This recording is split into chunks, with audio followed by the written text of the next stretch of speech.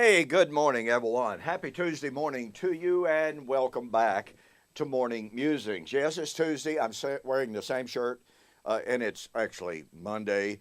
I'm filming for Tuesday, wearing the same shirt. Okay, got that. Anyway, we are continuing our discussion of the Olivet Discourse and the supposed contrast between Jesus' coming in AD 70 and his supposed end of time coming. We are told that there were signs to indicate the coming of the Lord in AD 70, but his second coming will be like a thief. There are no signs of the coming as a thief. Now, kind of interesting, and I don't know if it's totally relevant or not, but when I got to the office this morning, about 3:45, there was a car sitting in a parking lot that I'd never seen before, and it was just sitting there. And so I pulled up into my parking place, and listen, at 3:45, I can tell you this old building, whatever. But when I pulled in, they started their car and started an ultra slow circle out of the parking lot. So slow that the parking lot is only about 50 yards long, but it took them every bit of 4 minutes to circle that. And I'm now standing inside the building with the door locked, waiting for them, and it took them forever to get out of the parking lot. And then they finally got on the street and just, barely crept by my pickup, pretty clearly seeing me inside, I would say, as well, although their windows were tinted black and I couldn't see. But I'm pretty sure they were looking at me as I was intently watching them. Now, could that be a sign of a thief coming? Was that something that they were doing as a preliminary to acting as a thief? I don't know. I'm not accusing. I'm posing a question. Point of fact is, that happens sometimes. But whether or not that is 100% relevant is the fact that Jesus and Paul let us know emphatically, clearly, if we are attuned to the biblical evidence, that this coming as a thief was not something that was completely, totally unknown or unknowable for the believers, and this is critical. I promised you that we would look at this phraseology in 1 Thessalonians chapter 5, verse 1. Now, concerning the times and the seasons, brethren, you have no need that I should write anything to you, because you yourselves know perfectly that the day of the Lord comes as a thief in the night. Now, what Paul is very clearly saying is that the Thessalonian Christians knew something about the day of the Lord to prevent them being overtaken by the day of the Lord like a thief.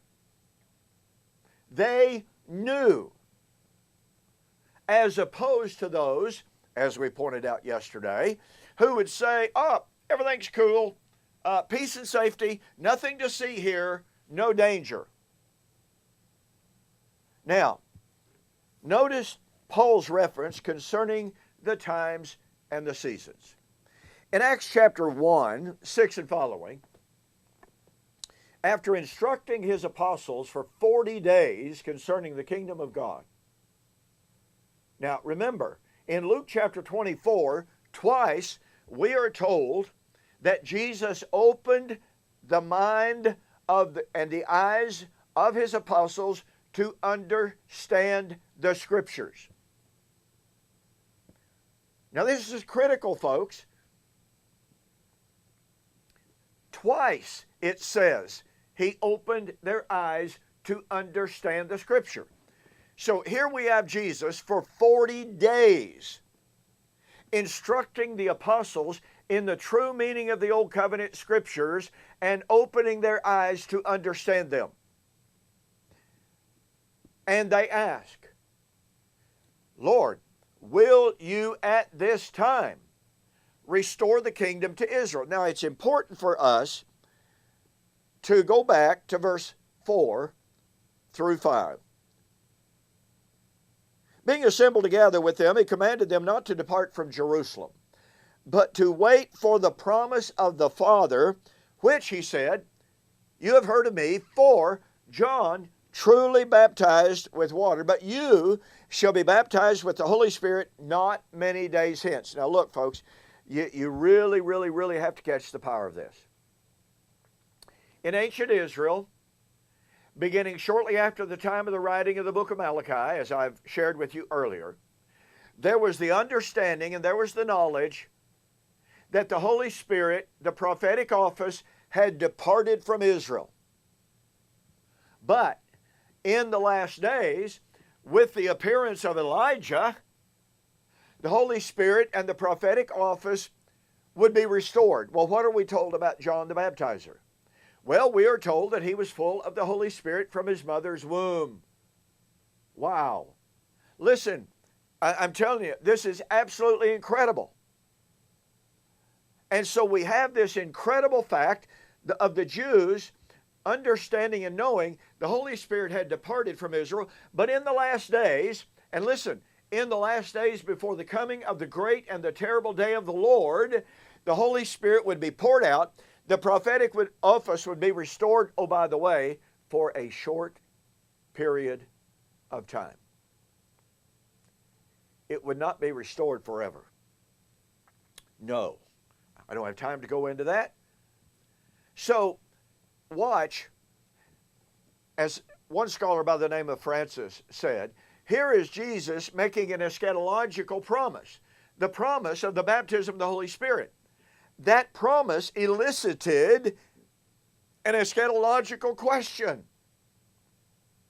So here is Jesus promising the baptism of the Holy Spirit. The apostles, hearing that they're supposed to go into Jerusalem and wait there, they're not supposed to leave, which kind of tells you it's going to happen pretty soon. Right? Okay?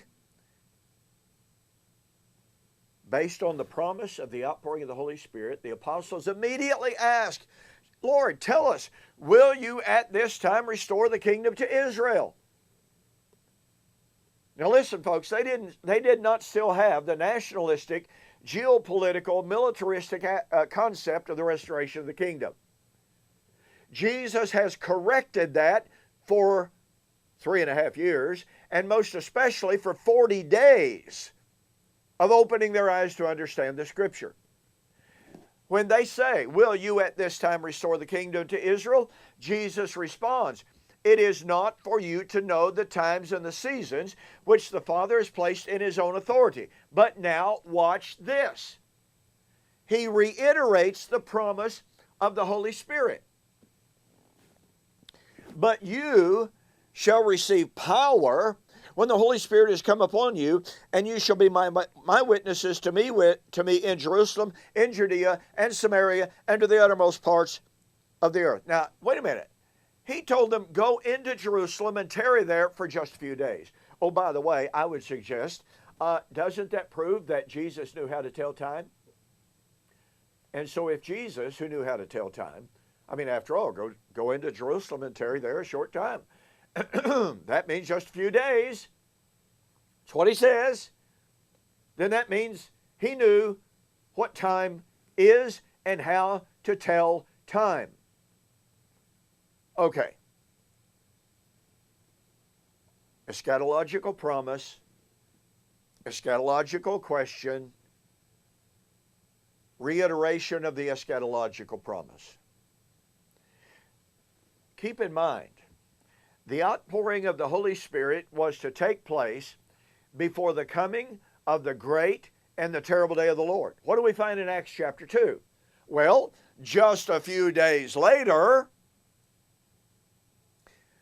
after Jesus has ascended to the heavens, the apostles were all together in one place, and suddenly there came the sound of a mighty rushing wind, and it filled all the house where they were sitting, and suddenly there appeared unto them cloven tongues, over their heads evidently,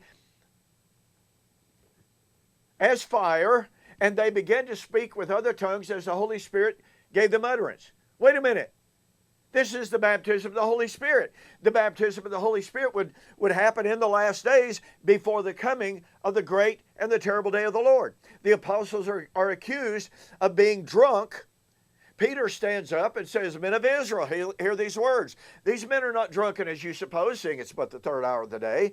But this is that which was spoken by the prophet Joel. It shall come to pass in the last days, I will pour out my Spirit upon all flesh. Your sons and your daughters shall prophesy. Your old men shall dream dreams. I will show signs in the heaven above, smoke and fire,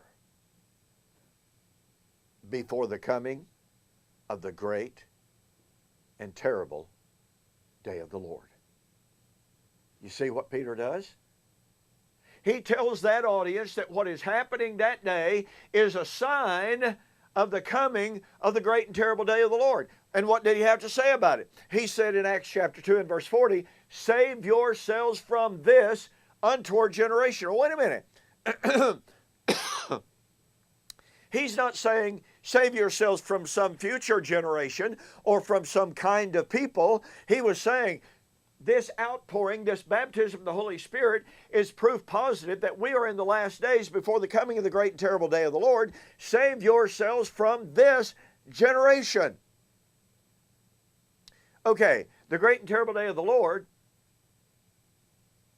concerning which the signs or the times and the seasons pointed, was inextricably bound up with the outpouring of the Holy Spirit.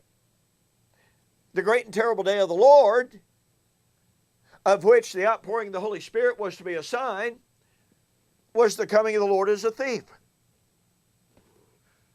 That means that the outpouring of the Holy Spirit was a sign of the Lord's coming as a thief. And thus the argument, oh, a thief coming has no signs. Well, guess what? Unless you can show that the great and terrible day of the Lord of Acts chapter 2 is not the thief coming of 1 Thessalonians chapter 5. And how are you going to do that? Jesus talks about times and the seasons. Paul talks about times and seasons. Okay? So unless you can prove that these are two different times and seasons, both consummating in the day of the Lord, then guess what? The outpouring of the Holy Spirit